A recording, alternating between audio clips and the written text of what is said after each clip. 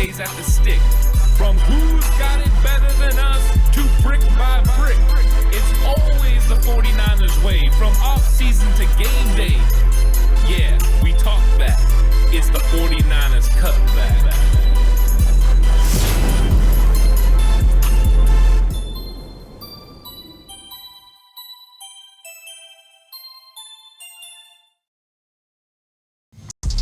It's 49ers Cutback podcast time. Welcome to the show, everyone. It's time for Tale of the Tape. 49ers and the Tampa Bay Buccaneers are going to face off in a game that was flexed from an early time slot to an afternoon time slot for CBS, and you know that means they believe this game is going to be a good one.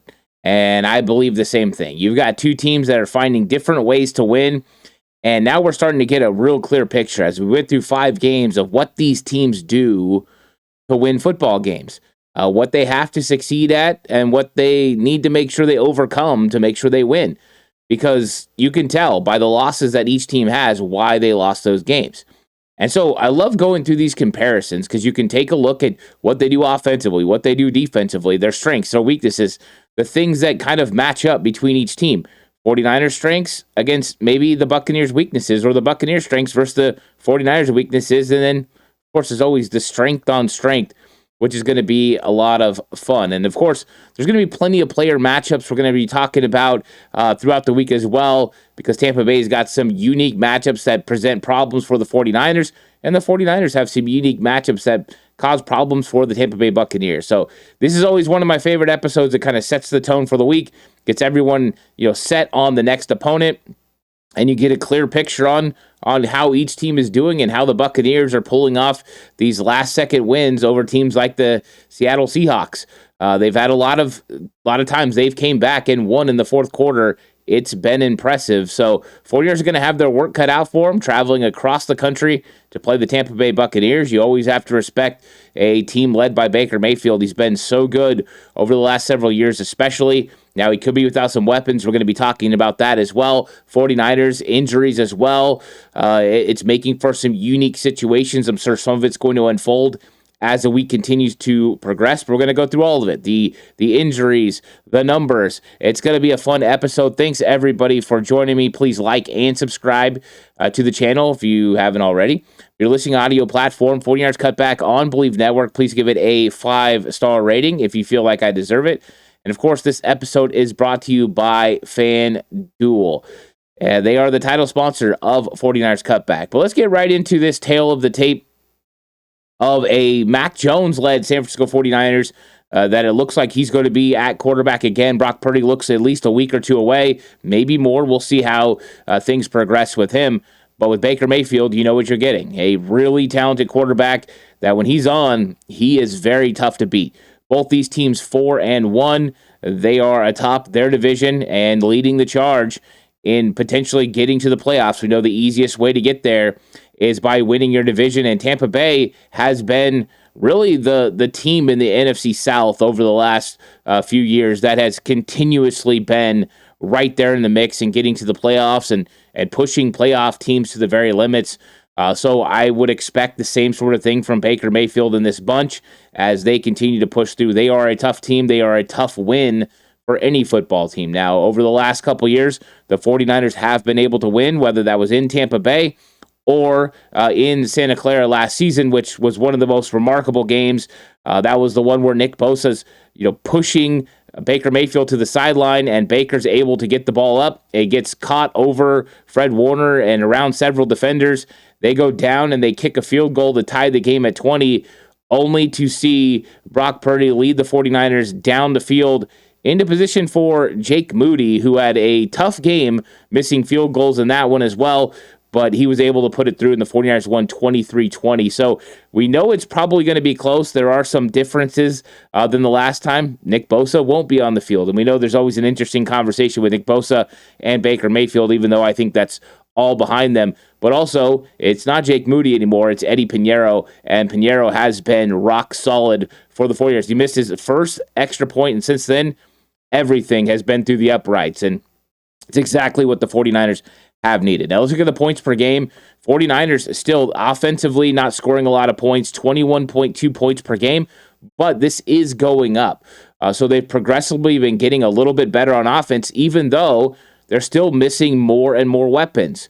Going to last week, their starting wide receivers, Demarcus Robinson and Kendrick Bourne, which is not terrible, both veterans who understand what they're supposed to do, but no Ricky Pearsall, no Juwan Jennings, no George Kittle still, right? No Brandon Ayuk, and they've still been finding a way to generate offense, and Mac Jones was doing a good job of pulling the trigger, finding Christian McCaffrey, finding Kendrick Bourne, and Bourne went off for a really big game. Then you look at Tampa Bay, and they could score with the best of them. Over 30 points last week against a good Seattle defense. Now, Seattle's defense in the secondary has been dealing with some injuries. Witherspoon, they lost Reek Woolen as well during the game.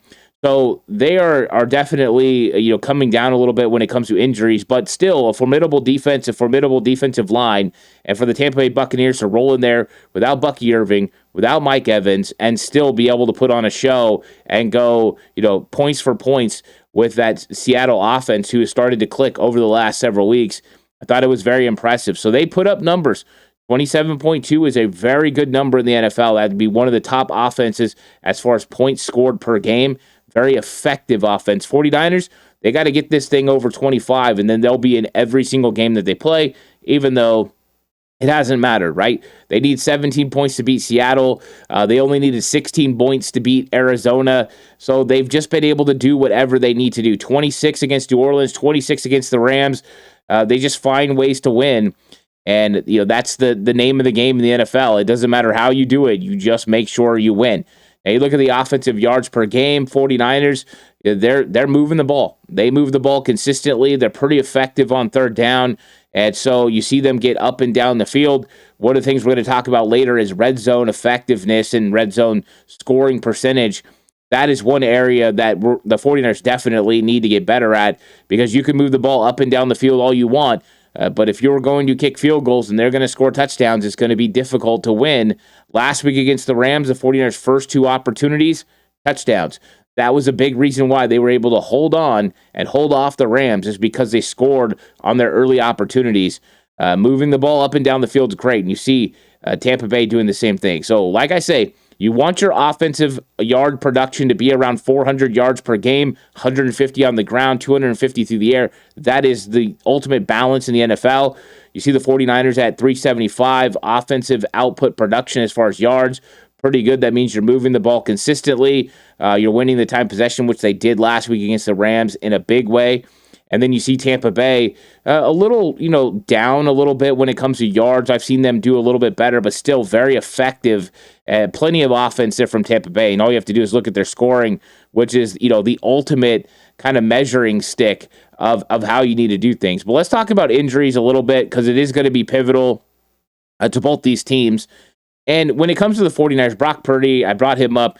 He is out of this game. So I know he's going to be out for, this week, probably next week as well. I think after that, it starts becoming a conversation. Mac Jones, he's got to be monitored this week. He's dealing with the knee. I think there's a full expectation that he's going to be playing.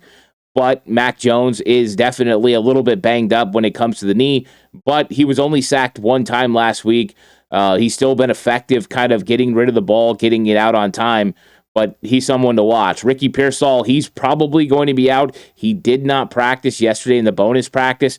I don't think it's a foregone conclusion, but the fact that they said he's dealing with a PCL sprain, I think that's going to keep him out. Now, Malik Mustafa gets added to this list because his 3-week window has been open from the PUP list. So now he has a 21-day practice window. They could activate him this week, and he could play against Tampa Bay, or they could decide not to. But he will be listed as questionable. He'll be listed as limited in practice until they ultimately decide what to do with Malik Mustafa. But that could be a huge boost, and that kind of brings up the question for the 49ers.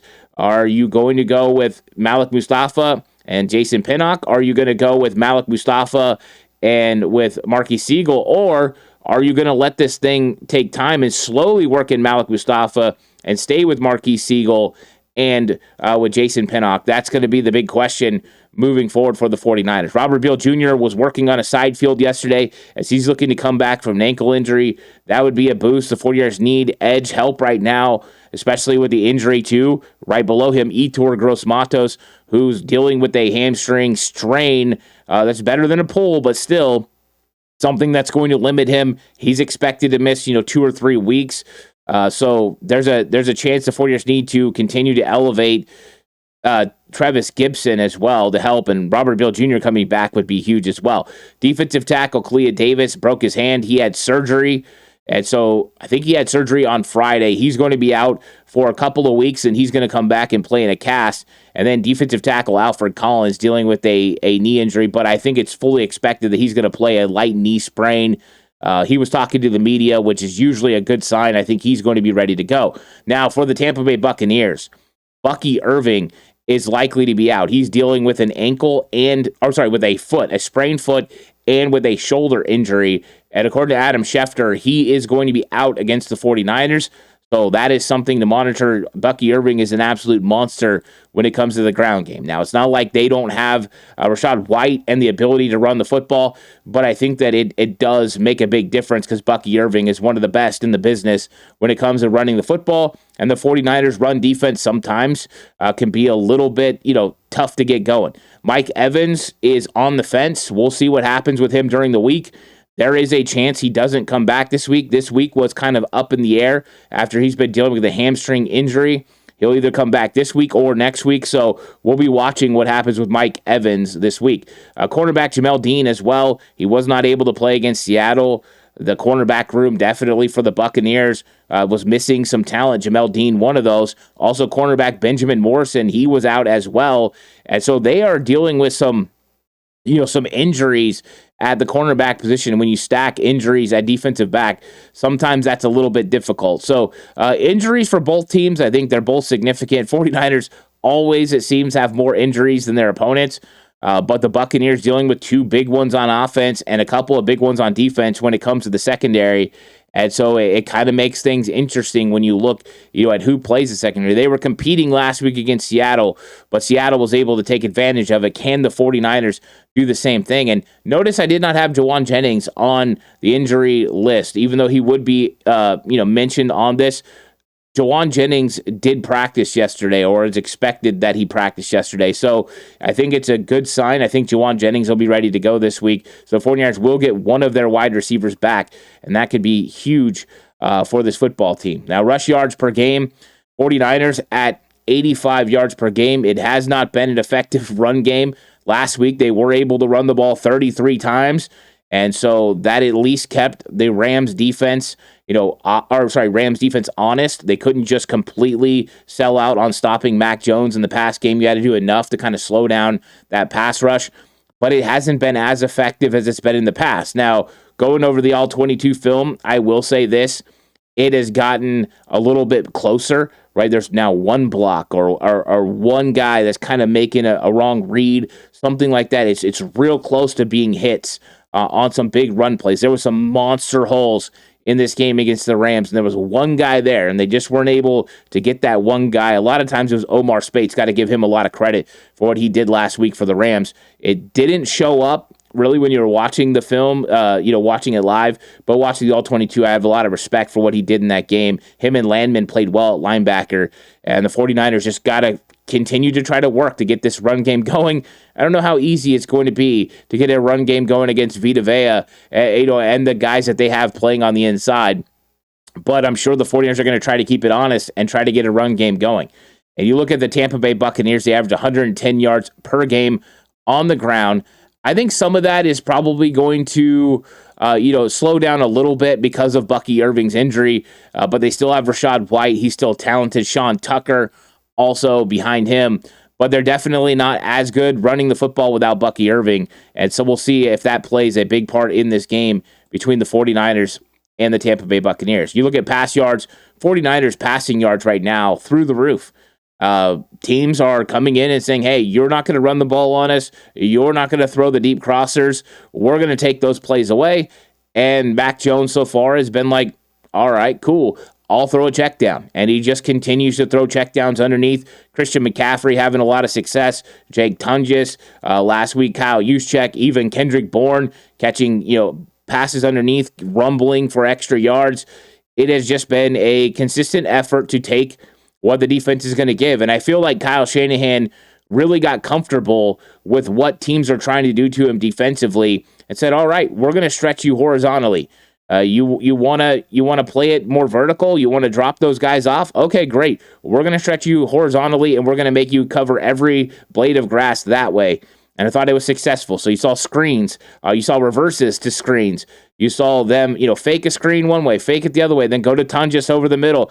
It was just a consistent barrage of different looks, different personnel groupings, and different matchups to get it going. And then he stayed balanced by sticking with the run, even when it was not going to yield big rewards, but 3, 4, 5.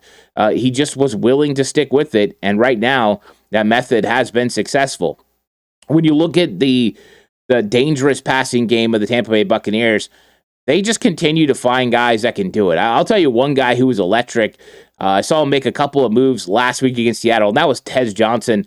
I thought that he was a lot of fun to watch. They've got Chris Godwin back. Emeka Egbuka has been an absolute problem. An absolute problem. And, breaking down Egbuka during the draft process, I talked glowingly about him. I thought he was wide receiver 2 in that draft behind, Teteroa McMillan, and I think that he's proven to be a really, really solid receiver. The best route runner, the consummate professional. The dude is phenomenal. So they still got weapons, even if Mike Evans isn't able to go. Godwin's had some drops since he came back from injury. But then they got the guys, too, that are steady. A guy like Sterling Shepard, who just continues to make plays. And it's Baker found Sterling Shepard for the big play in the game. So they've got talent still at wide receiver, even without Mike Evans. With Mike Evans, they're nasty. They're tough to deal with. So they have been very good so far this year through the air, and I expect them to push the 49ers to the absolute limit when it comes to secondary, and 49ers are going to have to get pressure on Baker Mayfield, or he's gonna tear them apart. You can't just let him sit back and pick you apart. So let's look at the quarterback comparison. You got Mac Jones versus Baker Mayfield, and Mayfield has been so good, but you've got to remember that when you look at the numbers, Mayfield is through 5 games. Mac Jones he had 3 starts. So Mac Jones is at 66.7 completion percentage. Baker Mayfield at 65.1, which is pretty much the only number that I think is even different from normal from Baker. I mean, Baker's been so good. Normally, he's completion percentage up close to 70%. This year, it's a little bit lower, but he's still been highly effective. You look at the yards, Mac Jones averaging over 300 yards per game as a starting quarterback at 905. You have Baker Mayfield, he's at 1283. He's been good, kind of right in that 250-yard range, pretty successful. Mac Jones, 6 touchdowns in his 3 games, very effective, 2 per game. Same with Baker Mayfield, 2 per game. He's at 10 right now through 5 games. Interceptions, they've both been very good with the ball. Baker Mayfield, special, 10-to-1 ratio right now, 10 touchdowns to 1 interception. That is phenomenal. That's taking care of the football at a huge level. And if he can continue that, this team is going to be tough to beat. You look at Mac Jones, 1 interception. He had 1 strip sack as well, but played a clean game last week against the Rams. I think that he's done a pretty good job taking care of the football as well. He only got sacked 1 time, which means Mac Jones has been sacked 5 times in 3 games. That's a very good number. So he's getting rid of the football. He's making it a lot easier on his offensive line. He's going to have to continue to do that against the Tampa Bay Buccaneers defense. And then Baker Mayfield, this is the one thing. He does get sacked a lot. Not quite 2 times per game, but pretty close to that ratio. And so the 49ers need to make sure when Baker Mayfield's willing to hold on to the ball, which he will, because he'll look for opportunities down the field, and he'll wait for things to kind of happen. He'll keep extending. It's one of the things you love about the gunslinger that is Baker Mayfield, but that also can produce some losses and some problems if he gets sacked. So 9 sacks is a big number for Baker Mayfield. And then the rating, Mac Jones at 99.1 quarterback rating, very, very good. Baker Mayfield, really, really good at 104.4. A big reason why, 10 touchdowns to 1 interception ratio, which is, absolutely phenomenal for what he's been able to do this season. So it's been really big for him.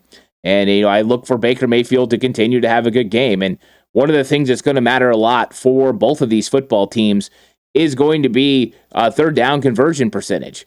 And 49ers have been pretty good on third down. Last week, it wasn't great. They were struggling a little bit on third down, but they were very, very good on fourth down. 49ers, 100% on fourth down. In fact, this season, the 49ers are at 75% conversion rate on fourth down, which is really good. For reference, the Tampa Bay Buccaneers are at 50% on fourth down, which is really good still. But 49ers, when they don't get it on third, they've been getting it on fourth, which has been effective. But you'd like to see this number closer to 50%. Last week it was higher. The Rams were able to stop the 49ers some on third down. That brought this number down. But close to 46% is still effective. Third down conversion percentage. You got to convert on third down if you're going to be able to stay on the field, extend drives, win the time of possession. And that's ultimately what you're trying to do. You look at the Bucs, they're kind of more back down to average. And I know that's only like a 4% difference between the two, but that 4% difference is a big difference in how many times you get, off the field as a defense or you stay on the field as an offense. And you want to stay on the field because you want to put pressure on that defense and make them have to stay on and use extra snaps and extra reps. It gives you an extra opportunity to score. So I'm sure the Bucs, want to be a little bit better. And so do the 49ers, but neither one of them are in a bad category. You Bucs are about average, 49ers more to the good area, but not quite to the great area when it comes to third down conversion percentage. Now, when you look at third down conversions allowed, 49ers are at 33% conversion percentage allowed, and that is really good. They've been hovering around this all season long, continuing to be effective when it comes to the red zone. And it's just our third down conversion. They've just been so good at getting teams off the field, and that's why they've been an effective defense all season long. And you look at the Bucs, they're sitting at 38%. They have been effective as well. Under 35%, I've talked about this, is great. Anywhere kind of under 40% is good. Under 30% is elite. And so you see that you got two defenses that are good. 49ers third down defense is great, and they're going to need to continue to stay off the field, and get off the field on third down. So that's going to be one of the big areas for the 49ers that they need to make sure that they win, is getting Baker Mayfield and that offense off the field. So that way they can have an opportunity to score on offense, keep, the pressure on Mayfield and that offense to score on the limited opportunities. But if you can get them off the field, you can continue to work on that defense. Maybe you can wear Tampa Bay's defense down a little bit, give yourself some more opportunities to score. Now, if you're going to bet with FanDuel. Right now, the San Francisco 49ers are a 3-point underdog against the Tampa Bay Buccaneers. If you think the 49ers are going to win this game, it's a perfect opportunity to put down some money on the San Francisco 49ers. The money line, the 49ers are plus 130. The Tampa Bay Buccaneers are at minus 154. And the over-under for this game is 47.5. And like I said, with the scoring, that the Tampa Bay Buccaneers have been doing this year, I think that's a big reason why that the over is at 47.5, because, they are putting numbers up. Last week against Seattle, they blew it up. So let's get to the red zone numbers. 49ers red zone offense at 42%, they score touchdowns. Not good. Just for reference, in 2023, the 49ers were at 68%. You've got to be over 50% for sure. This hasn't been good for the 49ers. They were effective in their first two opportunities last week against the Rams. Then after that, they kind of stalled out a couple of times. So they've got to figure out a way to be above 50% inside the red zone if they are going to continue to win football games in the NFL. Right now, they're getting it done. Can this continue? I think that is a bigger concern for the 49ers. The Bucs, they're doing a little bit better, but still, 49ers and Buccaneers are two of the worst in the NFL. I mean, the bottom 10 when it comes to red zone touchdowns.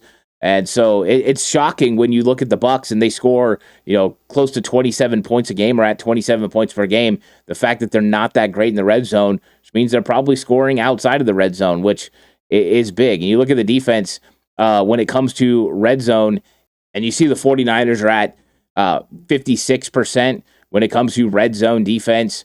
They are number 8 in the NFL when it comes to keeping teams out of the end zone in the red zone.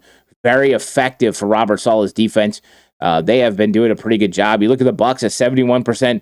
That's not good. That's towards the bottom of the league, and that's why there's so many close games. If the 49ers get in the red zone as an offense, they need to make sure they put pressure on this Tampa Bay team and get after it and really, put some pressure on them and try to get some touchdowns, they're going to have opportunities, and they've got to make sure they convert on them in this one. If there's a weakness in the Tampa Bay Buccaneers defense right now, it is their red zone defense.